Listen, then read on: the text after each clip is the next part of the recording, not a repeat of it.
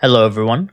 In this video, I'm going to show you how to find Azure cap mushrooms in Hytale. Azure cap mushrooms are a key ingredient for lesser energy potions in the alchemist's workstation. Azure caps primarily spawn in the freezing temperatures of the snowy biome. Now these mushrooms are rather tricky to spot, since they can only be found underneath the snow, with water running through the system.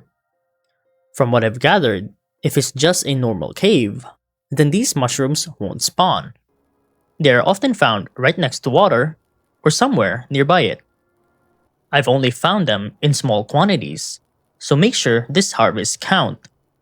Trying to spot these little pockets below the ice can get pretty tricky, but I've mostly spotted them right around the edges of the biome. But don't take my word for it. Most cave entrances on the surface don't have any of these mushrooms upon my entry to them.